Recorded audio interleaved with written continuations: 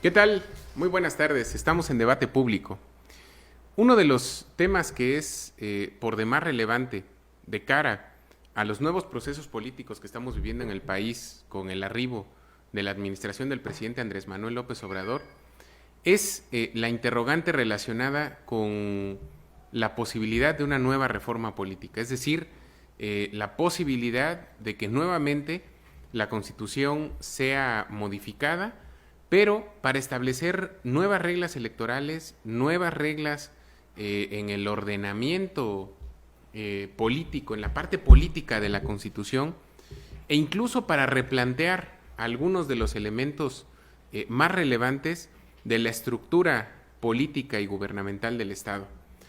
Este no es un tema menor, este es un tema que está muy presente, es una discusión que está vigente en nuestro país, incluso antes del arribo de la llamada Cuarta Transformación, porque si recordamos bien, en la Ciudad de México hace 2 o 3 años apenas se emitió la Constitución de la Ciudad de México. La Ciudad de México, recordemos que por el régimen jurídico y político que tenía en la Constitución federal, pues no tenía propiamente una constitución, tenía un estatuto de gobierno porque no era considerado una entidad federativa. Hoy su régimen es mucho más cercano al de una entidad federativa y por eso recientemente se discutió y se aprobó una constitución, la primera constitución de la Ciudad de México, que además es una constitución que, si bien es cierto tiene algunos cuestionamientos, también tiene muchos elementos de avanzada. De cara al inicio de este nuevo proceso político que está viviendo nuestro país, que ya lleva 6 meses, ya estamos en el mes de junio, pues la interrogante natural es saber si también vamos encaminados hacia una nueva reforma política.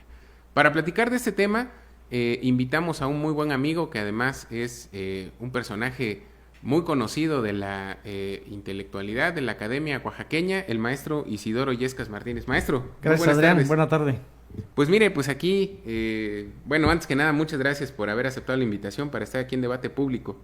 No, pues es un placer estar con tu auditorio y compartiendo puntos de vista y experiencias con todos ustedes. Gracias, pues vamos a entrar en materia. ¿Cuáles pudieran ser los puntos de referencia para pensar en que sí estamos en puerta o en el marco o en el preámbulo de una nueva reforma política en nuestro país? Bueno, pues creo que hay señales demasiado claras ya para pensar eso. Ya en el Congreso Federal se llevó a cabo ya un primer foro, ¿no? Entonces ya empezó el debate sobre una nueva reforma político-electoral, una nueva reforma que está causando mucha controversia, que está generando muchos anticuerpos, cuando aún ni siquiera la fracción de Morena, que es la que está promoviendo esta reforma electoral, tiene una iniciativa como tal, como fracción. Hay propuestas, hay puntos de vista y en todo caso habría iniciativas a título personal por parte de los diputados de la fracción de Morena. Por voz del vicecoordinador Pablo Gómez, existen otros por supuesto, pero yo tomé el referente de Pablo Gómez porque, bueno, él mismo anunció que va a presentar la iniciativa. Sin embargo, ya dibujó los puntos de controversia, los puntos que entiendo no son del agrado de ninguno de los partidos políticos de oposición. PRI, PAN, PRD, Movimiento Ciudadano, prácticamente ya cerraron filas, pues porque finalmente son los actores fundamentales, no los únicos, pero actores fundamentales de esta reforma, y a través de sus legisladores pues son los que van a tener que votar a favor o en contra de esta reforma. Entonces creo que ya se inició el debate, ya se abrieron los temas que estaría incluyendo en esta reforma. Básicamente son la desaparición de los OPLES, de los organismos públicos electorales, es decir, los institutos estatales electorales, ¿no? Que en la reforma del 2014 se denominan organismos públicos electorales, no son más que los institutos estatales electorales. Plantea eso Morena, plantea también la reducción del número de integrantes del Consejo General. Esa es una propuesta, pero también existe otra de los propios diputados de Morena que estamos hablando del Consejo General del INE, ¿no? Exacto, del que plantean la desaparición del Consejo General del INE, ¿sí? Entonces ahí hay dos posturas, o se reduce o desaparece totalmente. Esta otra propuesta de desaparecer las juntas distritales, que a nivel nacional son 300, estamos hablando del INE, ¿no? Claro. Estamos también... Para que tengan mayor contexto nuestro auditorio, las juntas distritales son las que resuelven las elecciones por cada distrito electoral, cada uno de los 300 distritos electorales con los que se elige por cada uno a un diputado federal. Exacto, cuando estamos hablando de elecciones federales, ¿no? Porque a nivel de elecciones locales, bueno, tiene una estructura similar, pero bueno, ahorita nos centramos un poco en el organismo electoral federal denominado Instituto Nacional Electoral. Se plantea también en este aviso, en este anticipo ya de lo que viene como iniciativa por parte de Morena, la reducción al 50% de las prerrogativas para todos los partidos. Que seguramente políticos. Ese debe ser uno de los que más anticuerpos está generando. Sí, ahorita que hablamos curiosamente, de las resistencias de los partidos políticos, ¿no? Así es. No obstante que si nos vamos para atrás, fue una de las propuestas que en su momento también hizo el PRD y el propio PRI, como también otra propuesta que también está generando mucha resistencia, que es la eliminación de la representación proporcional tanto para el caso de los diputados como el caso de los senadores, ¿no? Esto también en su momento el PRI la abanderó, ¿no? Cuando el PRI era gobierno, cuando el PRI tenía la presidencia de la República y tenía mayoría no calificada, pero era la fracción mayoritaria en el Congreso Federal, planteó el tema de la desaparición de los diputados de representación proporcional y también de los senadores. Ahora están en contra. Y finalmente también un punto muy controvertido, que es la desaparición del Registro Federal de Electores, o más bien que el Registro Federal de Electores ya no dependa de un órgano autónomo como es el INE, sino de la Secretaría de Gobernación. Aquí sí realmente es un salto para atrás terrible, ¿no? Porque yo me acuerdo que antes de los 70s, antes de 1977, cuando se dio la primera gran reforma electoral, la Secretaría de Gobernación es la que controlaba, pues no solamente el Registro Federal de Electores, sino todo el aparato electoral. Pues la Comisión Federal Electoral estaba encabezada por el secretario de Gobernación, todavía en el 88, ¿no? Así es. Entonces, ¿cómo se llama? Este es un punto también que seguramente no va a pasar, porque digo, evidentemente es un claro retroceso en términos de lo que estamos pensando, la perspectiva que es avanzar en la transición democrática, avanzar desde el punto de vista de Morena en lo que es ya un nuevo modelo electoral. En el fondo es eso, un nuevo modelo electoral, y por eso tantas controversias y tantas resistencias.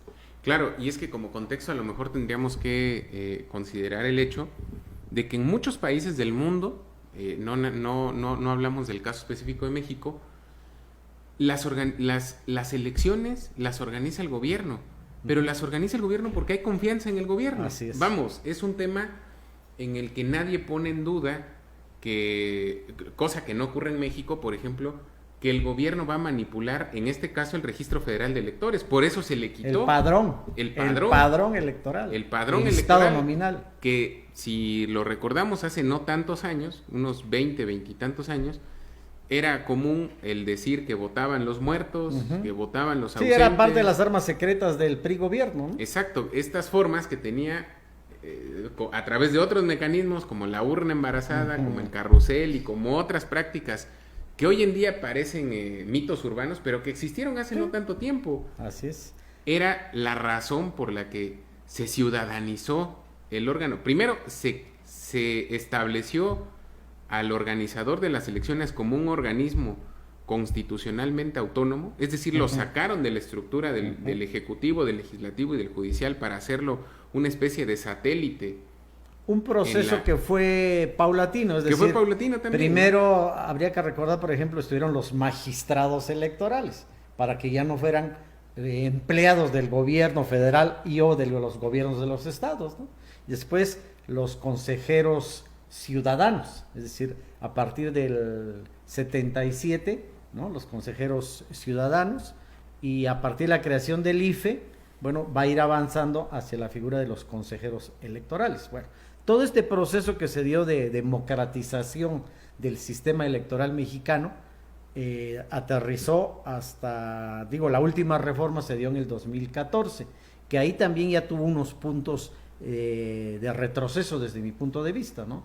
Y también generó mucha controversia, por ejemplo, este híbrido que se estableció entre desaparecer al IFE, crear el INE, mantener los institutos estatales electorales, pero reducidos en atribuciones políticas y en cuestiones operativas a un 50%, es decir, el INE controlaba a los OPLES, pero no en su totalidad. ¿Qué pasó? ¿Qué generó esto? Y en eso hay mucha razón en la propuesta que está haciendo Morena, pues generó un doble gasto. Al final de cuentas es esto, se querían, una de las grandes razones para las cuales se impulsó la reforma de los 2014 fue ahorrar, ¿no? Porque las elecciones salen muy caras en México, había que ahorrar recursos y entonces el INE, OPLES con atribuciones reducidas, pero al final de cuentas las elecciones que se dieron del 2014 a la fecha demostraron que están resultando igual o más caras que las que se tuvieron antes de esa fecha.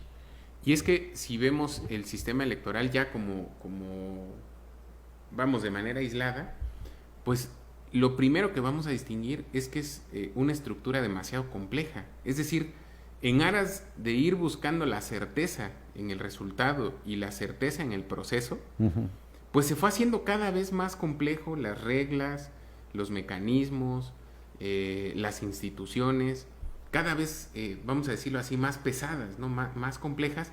Y lo paradójico es que después de las elecciones del año 2000, que digamos es donde se marca el primer gran parteaguas, en cada reforma electoral parecía que había que hacer pagar al INE o al IFE en su tiempo por el resultado, por la falta de certeza. Entonces cada reforma era mover el INE o mover el IFE en su tiempo, como diciendo, ¿quién va a pagar los platos rotos? Sí, que el caso del 2006, por ejemplo, ¿no? Que le costó el puesto a Luis Carlos Ugalde. Que le costó el puesto a Luis Carlos Ugalde, por un lado, pero además que estableció una reforma que ha sido muy compleja de operar, que es la del establecimiento de los tiempos gubernamentales como tiempos electorales, los tiempos de radio y televisión que hablamos, y que abrió otra caja de Pandora que todavía no la pueden cerrar, que es la de las redes sociales.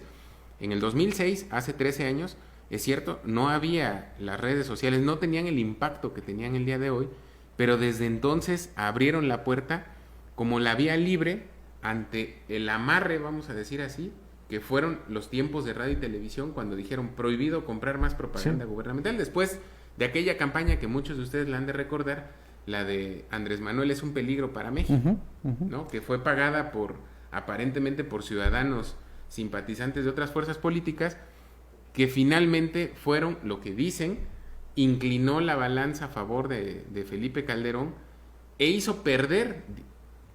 Eso habría que ponerlo entre paréntesis, a lo mejor porque puede haber opiniones a favor o en contra, pero que fue lo que dicen, inclinó la balanza o para que López Obrador perdiera o para que Calderón ganara, pero que sí tuvo un impacto en el ánimo del electorado. Sí, yo creo que toda reforma electoral tiene sus pros y sus contras y pasan la prueba de fuego en cada elección. Trátese de una elección federal o de una elección estatal, inclusive de elecciones municipales, ¿sí? Y después de cierto periodo viene una nueva reforma. Bueno, Goldenberg, leí un artículo de él, comentaba que del 77 a la fecha hemos tenido 7 reformas. Esta sería la 8ª, pero esta especialmente está generando mucha controversia porque desde el punto de vista de los partidos políticos de oposición y de los propios consejeros del INE estaríamos frente a la eventualidad de un retroceso. Yo diría, hay que ir revisando punto por punto y hay que ver también las grandes ausencias. Por ejemplo, esto que comentas, el tema de los medios de información, los medios de comunicación, ¿no? Ya están regulados. En esta nueva reforma se van a regular lo que son redes. Claro. ¿No está regulado? ¿No? Eso es una buena pregunta. No está todavía como un punto de controversia. No, Morena no ha dicho sí, no. pero hay un punto que necesariamente tiene que incorporarse en la nueva reforma electoral. El tema del financiamiento.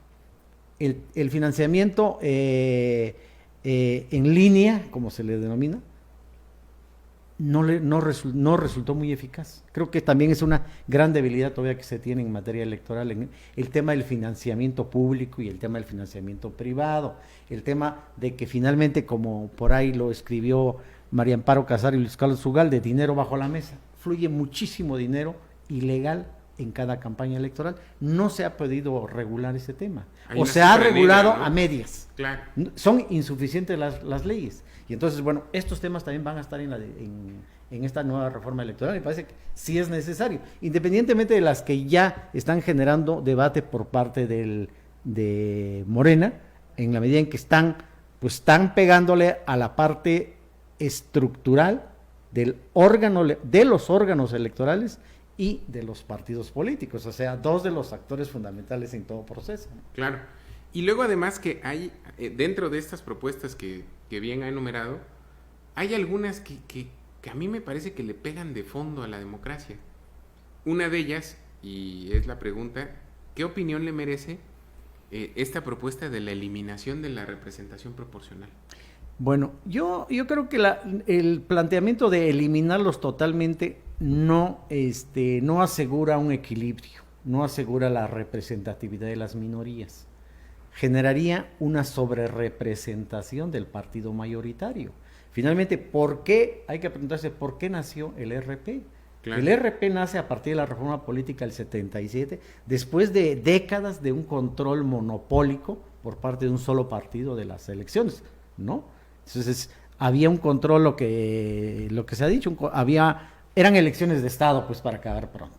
Y entonces, el partido mayoritario otorgaba algunas diputaciones, algunas presidencias municipales a sus aliados. Me acuerdo, por ejemplo, estoy hablando de la década de los 60 todavía, partidos como el Partido Popular Socialista, el Auténtico de la Revolución Mexicana. El propio PAN. El propio PAN, ¿no? Pero bueno, básicamente esos dos primeros que eran así como partidos satélites, a quienes les obsequiaban prácticamente algunos cargos de elección popular. Entonces, este tema de la representación proporcional nació precisamente como una válvula de escape, como una forma de atemperar las inconformidades sociales y políticas que se generaron en la década de los 70, pues con los movimientos sociales que hubo, con el movimiento estudiantil de 68, con la guerrilla, ¿no? Con la crisis económica. Entonces viene ahora el tema de eliminar el RP, porque creo que también se ha abusado de esta figura.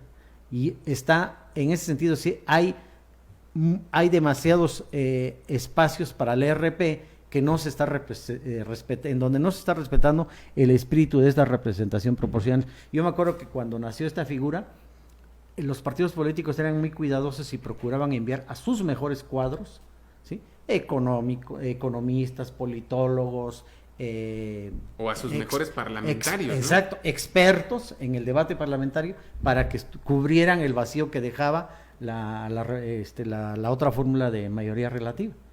Pero después de eso empezó a pervertirse también esa figura, ¿no? Y entonces van las amantes, los amigos, los familiares, claro, los más cercanos al dirigente, al presidente del partido, a nivel federal o a nivel estatal. Entonces creo que vale la pena revisarlo. Yo no estoy porque se eliminen, yo creo que debe reducirse, eso sí, el número de representantes de esta fórmula y generar nuevos requisitos para acceder a estos cargos, por esta vía. Porque además, la moda del día de hoy, podemos decirlo, o de este tiempo, es echarle la culpa del populismo al partido que gobierna, en este caso de Morena. Uh-huh.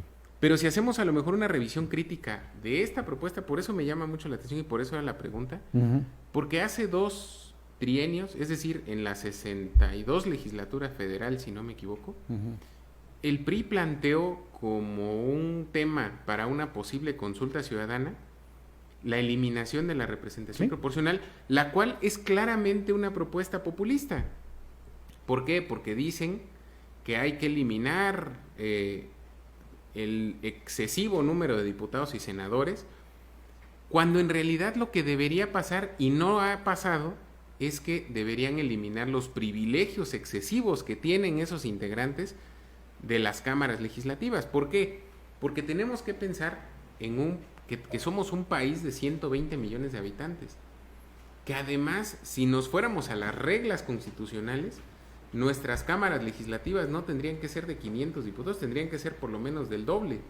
Es decir, si cada diputado representa 120,000 habitantes. Vamos, si fuera como la regla así aplicada a rajatabla, o más, ¿no? O sea, yo estoy haciéndolo con la memoria, con el puro cálculo mental, quizá debiera ser el doble o el triple de la representación actual, y sin embargo de lo que no se habla es de los privilegios excesivos que han tenido los integrantes de esa Cámara. Creo que la única representación proporcional inexplicable que existe en México es la de los senadores de representación proporcional, porque ellos representan una sola circunscripción, sí.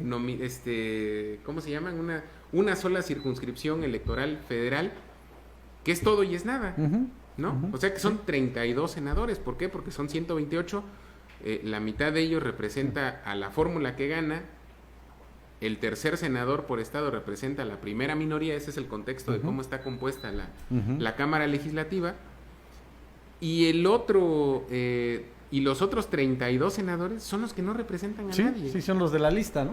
Son los de la lista, pero ¿qué dice? En una representan sola a sus amigos, al presidente sí, del partido, al gobernador en turno, etcétera, ¿no? De sus estados. Eso sí. Entonces, sí, efectivamente, por eso creo que sí hay que revisarlo. Qué bueno que se está colocando como un tema a debate, y precisamente yo creo que de eso se trata, de que finalmente, por cierto, no debería ser un tema, la reforma electoral no debería ser un tema nada más que esté sujeto a debate a nivel del centro de la República, es la Ciudad de México. Debería de ampliarse a todos los estados. Entonces, hay que discutir en todos los estados la reforma electoral, y especialmente en Oaxaca. ¿Y por qué en Oaxaca? Porque, por ejemplo, la idea es centralizar ahora las elecciones. Ahora sí, Instituto Nacional Electoral, o tal vez tendrían que cambiarle de nombre. O sea, si la pretensión es eliminar al Consejo General, ¿no? Y quitarse a consejeros incómodos, que por cierto también no están representando a la ciudadanía, están representando a los partidos políticos. Ahí hay una simulación. Bueno, si lo que se pretende es un nuevo modelo electoral, crear un solo órgano a nivel nacional, bueno, creo que una ruta es desaparecer al INE, desaparece a los OPLES, creas un nuevo órgano, y ahí tienes toda la posibilidad de rediseñarlo, ¿no? Si no es así, creo que se van a meter en más complicaciones, porque entonces, ¿cómo desapareces al Consejo General? En todo caso, podrías reducir el número de sus integrantes. En el fondo, ¿qué es lo que está a discusión también? El tema, lo que tú dices, el tema de los privilegios, el tema de los recursos económicos que se destinan a las elecciones en México, y cómo se distribuye entre los órganos electorales y las prerrogativas a los partidos, y tercero, a quienes finalmente son electos y se desempeñan como diputados o senadores. O sea, creo que por ahí ese tema, por supuesto, hay que discutirlo. No más privilegios, sí un recorte sustancial al presupuesto destinado para las elecciones, pero pues generemos confianza. Lo que tú decías al principio, ¿por qué salen muy caras las elecciones en México? Porque hay mucha desconfianza ciudadana hacia las elecciones, hacia el gobierno, hacia los órganos electorales, que todavía lo tienen, a pesar de todo, y por supuesto quienes están en un nivel de percepción mucho de mayor rechazo ciudadano son los partidos políticos. Sus mismas prácticas les ha ganado ese rechazo, ¿no? Claro, y es que a veces los mexicanos no lo vemos en la dimensión que puede tener para el ciudadano de otro país, hablando de la confianza.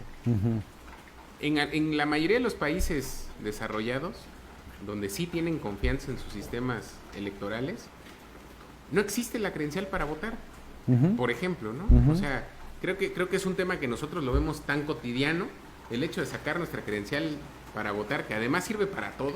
Sí. Es nuestra identificación, sí, digamos, de ciudadanos. Madre como ciudadanos. Y en otros países la gente llega el día de la elección a votar pues con lo que traiga, o sea, con la licencia de conducir, con la de su la credencial de social, estudiante, si es estudiante. Exacto, ¿no? Llega con cualquier credencial, ¿por qué? Porque ellos no dudan que la lista, que el padrón electoral viene con un solo nombre de una sola persona, pero además el sistema no duda de que ellos digan que son ellos. Es decir, si yo digo que soy Juan Pérez, no tengo por qué en realidad ser otra persona si yo estoy diciendo que soy Juan Pérez. No me van a poner tinta indeleble porque no me voy a atrever a ir a votar 2 veces. ¿Sí? Y así, ¿no? Lo que en México, pues eso es muy difícil, ¿no? Exacto, que en gran medida ese es el origen de todos los candados y de toda la complejidad que tiene hoy en día el sistema electoral, que tiene que ver con brindar certeza de que si Isidoro Yesca llega a votar, solo vote una vez, que sea quien dice que es, que tenga la credencial que lo acredite como ciudadano, no vaya a ser que no es, Sí. y todo lo demás que implica el hecho de que nadie tiene confianza en nadie. Ahora, creo que el otro tema, y qué bueno que lo pone sobre la mesa porque es importantísimo, creo que me parece que es otro de los temas sustanciales de esta gran discusión, es cómo se va a reducir las prerrogativas a los partidos políticos, porque ahí es donde también hay una caja de Pandora. Paradójicamente que ahora Morena es el partido mayoritario. Sí. Esa idea siempre fue, quítenle recursos a los partidos para quitarle recursos al PRI. O sea, así era la lectura. La lectura histórica siempre ha sido esa. Vamos a ver cómo hacemos más flaco al PRI. ¿Cómo le quitamos elementos al partidazo? Ahora resulta que el nuevo partidazo es Morena. Y es Morena la que plantea la reducción de las prerrogativas. Ojalá y lo hagan. ¿No? Bueno, ¿y quiénes se oponen ahora a esa propuesta? Digo, esa propuesta ni siquiera todavía es iniciativa de ley de la fracción. Pues los partidos que son de oposición a nivel nacional, es decir, PRI, PRD, PAN, Movimiento Ciudadano, que ya crearon un bloque. Y aquí llama la atención que ese bloque está coordinado hasta cierto punto con los consejeros del INE, que también sienten que ven afectados sus intereses y sus posiciones como órgano electoral. Digo, es cierto que pudiese estar en riesgo muchas conquistas democráticas que se ganaron en años anteriores, eso es cierto, pero también es muy cierto que los partidos, el hecho de que los partidos gocen de grandes prerrogativas multimillonarias, provocó que surgieran partidos por todos lados. Es decir, no solamente estamos hablando de partidos nacionales, también partidos locales. Claro. También estamos hablando de las famosas asociaciones políticas, que a veces son no nada más extensiones de algunos liderazgos partidistas, ni siquiera son propiamente organizaciones ciudadanas. Si lo que se pretendía era impulsar la organización ciudadana, la participación de los ciudadanos, pues no se logró con eso de las asociaciones políticas, ¿no? Son líderes del PRI, líderes del PRL, líderes del PAN, que forman su asociación política y ya aseguraron un recurso económico. Y bajan, ¿no? Los, como se le llama coloquialmente, y bajan los recursos, sí, que se supone que son para capacitación, para formación. ¿Qué es lo que menos destinan los partidos políticos? Capacitación. A propósito de eso, por ejemplo, el propio partido Morena, por conflictos internos, ahora todavía no puede liberar, que según lo declaraba alguien del propio PRD, que creo que es el Fisgón el que tiene a su cargo todo este tema de la capacitación, prácticamente es el 50%, imagínate, de las prerrogativas que tiene Morena, que están destinados a capacitación y que no lo ha podido liberar por conflictos internos y que bueno, que es un trabajo que tienen que hacer a nivel nacional. Pero bueno, por lo menos en Morena está esa intención de que sí lo van a hacer. Pero en los otros partidos generalmente ese rubro, ese porcentaje de capacitación se lleva para otras actividades, ¿no? Y nada más, como pasa mucho en la administración pública, nada más se comprueba, ¿sí?, documentalmente, pero bueno. Una última pregunta, maestro. Sí. ¿Esta discusión pudiera derivar en una discusión más amplia hacia una nueva constitución? Pues fíjate que con tantas reformas que está promoviendo la Cuarta Transformación, digo, ya se reformó la Ley Federal del Trabajo, ya tuvimos la reforma educativa, el turno ahora es la reforma electoral, ¿y cuál sigue? Bueno, pues con tantas reformas temáticas, digamos, ¿no? Lo educativo, lo laboral, ahora lo electoral, pues desde mi punto de vista debería en todo caso, y creo que uno de los promotores de esta idea ha sido Porfirio Muñoz Ledo, pues mejor discutamos una nueva constitución política a nivel, una nueva constitución política federal, y por qué no también revisemos estos temas a nivel de los estados. En Oaxaca ya va a cumplir 100 años la constitución vigente, ¿no? Que se aprobó que en 1922 o 23. 1922. Bueno, ya va a cumplir 100 años para el 2022 y también muchos parches, la propia legislatura de la 63 de Oaxaca también andan en esa idea de estar promoviendo reformas constitucionales, modificaciones, ajustes. Bueno, pues mejor entrémosle a fondo y abramos una discusión con todos los sectores sociales, políticos, para ver cuál es el rumbo que tiene que tomar el país y cada entidad federativa. Claro, un tema por demás interesante. Vamos a seguir platicando en lo sucesivo de este tema. Es muy importante, es muy amplio y muy complejo sí. en contenido. Maestro, muchísimas gracias por habernos acompañado. Gracias a ti y a tu auditorio. Gracias, sobre todo gracias a ustedes por el favor de su atención como cada miércoles. Aquí nos vemos la próxima semana en Debate Público. Muchas gracias.